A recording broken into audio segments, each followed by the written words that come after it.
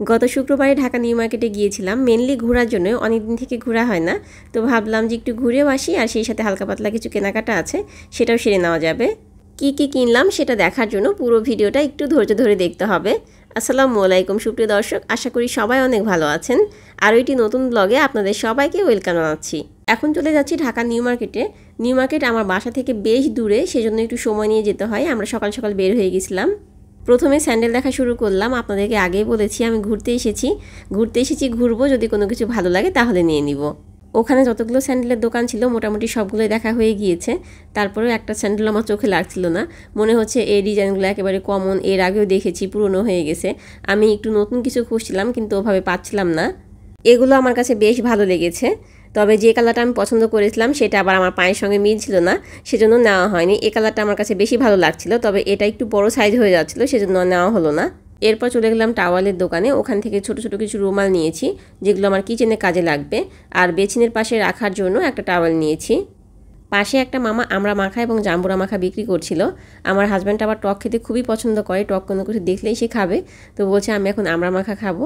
তো বললাম যে ঠিক আছে খাও, যে কথা সেই কাজ। আমরা খাওয়া শুরু করে দিলাম। খেতে ভালোই লাগছিল, যদিও বা লবণটা একটু কম ছিল। সেটা যাই হোক, বাইরের সব কিছু কিন্তু খেতে ভালোই লাগে।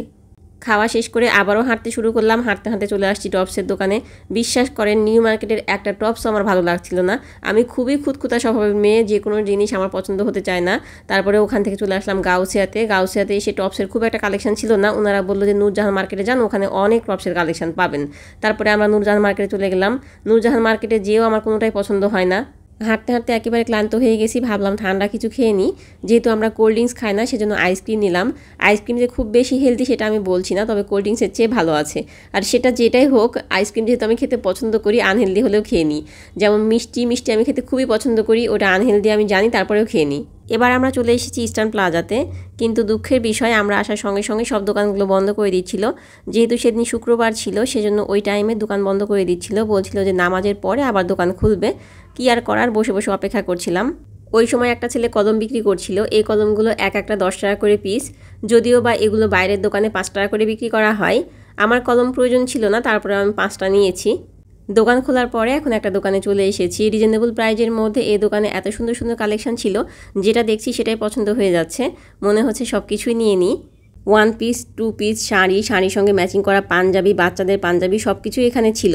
আমার হাজব্যান্ডের একটা পাঞ্জাবি খুব বেশি পছন্দ হয়েছিল, কিন্তু ওইটার সঙ্গে ম্যাচিং করে যে শাড়িটা নিব সেটা ছিল না, ওটা শেষ হয়ে গিয়েছিল, সেজন্য আর নেওয়া হয়নি। এখান থেকে আমি 3টা 3 পিস নিয়েছি, আপনাদেরকে পরে দেখিয়ে দিচ্ছি। সরি 3 পিস না, 2 পিস। আপনাদেরকে এই শপটা খুব ভালোভাবে দেখিয়ে দিচ্ছি, হয়তোবা আপনারা আমাকে পরে জিজ্ঞেস করতে পারেন আপু আপনি কোন শপ থেকে নিয়েছেন, সেজন্য একটু ভালোভাবে দেখিয়ে দিলাম যেন আপনাদের বুঝতে সুবিধা হয়। আমি যেই সময় ওই দোকানে গেছি সেই সময় কেবলমাত্র ওনারা লাইভ শেষ করেছে, আর লাইভে যে ড্রেসগুলো দেখিয়েছিল ওগুলো কিন্তু সব ডিসকাউন্টেড ড্রেস ছিল। অনেক সুন্দর সুন্দর ড্রেস ছিল, বাট আমি নিতে পারিনি কারণ ওটা আমার সাইজে হচ্ছিল না। ওখান থেকে এসে আমরা এই রেস্টুরেন্টে চলে এসেছি খাওয়ার জন্য। আমার হাজব্যান্ড যখন এই হান্ডি বিফটা দেখেছিল তারপর থেকে শুধু বলছে যে আমি এই রেস্টুরেন্টে আজকে খাবো। আমরা যখন নিউ মার্কেটে আসি তখন সাধারণত নিউ মার্কেটের ভেতরে যে রেস্টুরেন্টগুলো আছে ওখানে খেয়ে থাকি। তো এবার আমার হাজব্যান্ড বললো যে আমি এখানেই খাবো এবং এই হান্ডি বিফটাই আমি ট্রাই করবো, যেটা কেমন লাগে। আমরা অর্ডার করেছিলাম করলা ভাজি, 3 রকমের ভর্তা, শুটকি ভর্তা, বেগুন ভর্তা, টমেটো ভর্তা, হান্ডি বিফ, সাদা ভাত, সেই সাথে ছিল সালাদ। আমি যেহেতু ভর্তা প্রেমী মানুষ, সেজন্য প্রথমে ভর্তা দিয়ে খাওয়া শুরু করলাম। বিশ্বাস করেন গাইস, ভর্তা যদি থাকে আমার আর কিচ্ছু লাগে না, মাছ মাংস সব কিছু ফেল। এবার হান্ডি বিফটা ট্রাই করার পালা। এর মধ্যে একটা আস্ত রসুনও ছিল। এটা টেস্টও বেশ ভালো ছিল, তবে আমার হাজব্যান্ড বলছিল আমি বাসায় যে গরু মাংসটা রান্না করি সেটার কাছে এটা কিছুই না। বোঝেন তাহলে কি অবস্থা। তো যাই হোক, আমরা যেহেতু কোক খাই না সেজন্য বোরহানি অর্ডার করেছিলাম। বোরহানি খেতে আমাদের খুবই ভালো লাগে। এখান থেকে আবার বের হয়ে পড়বো নিউ মার্কেটের উদ্দেশ্যে। ওখানে আমাদের আরও কিছু শপিং বাকি আছে। ভাইরাল সেই চাইনিজ কড়াই অনেক দিন থেকে নিব ভাবছিলাম, কিন্তু সময় সুযোগের অভাবে নেওয়া হচ্ছিল না। আজকে অবশেষে নিয়ে নিলাম। বাসায় নিয়ে আসার পরে শুনছি এটাতে নাকি খাবার লেগে যায়। এত শখ করে একটা জিনিস কিনলাম, তাও যদি খারাপ হয় কেমন লাগবে বলেন তো। আপনাদেরকে দোকানটা ভালোভাবে দেখিয়ে দিচ্ছি, আপনারা একটু দেখে রাখেন। আমি স্টিলের যে জিনিসপত্রগুলো ইউজ করি সব আমার এই দোকান থেকেই নেওয়া। আমাকে অনেকে প্রশ্ন করেন যে আপু কোথায় থেকে নিয়েছেন, তখন আমি বলতে পারি না, সেজন্য আপনাদেরকে দেখিয়ে দিলাম। আমরা বাড়ির উদ্দেশ্যে রওনা দিয়ে দিয়েছি। কি কি শপিং করলাম ইনশাল্লাহ নেক্সট কোনো ভিডিওতে আপনাদের সঙ্গে শেয়ার করব। এই ভিডিওতে দেখাতে গেলে ভিডিওটা বড় হয়ে যাবে, তখন হয়তো আপনারা বিরক্ত হতে পারেন। আল্লাহ হাফেজ, আসসালামু আলাইকুম।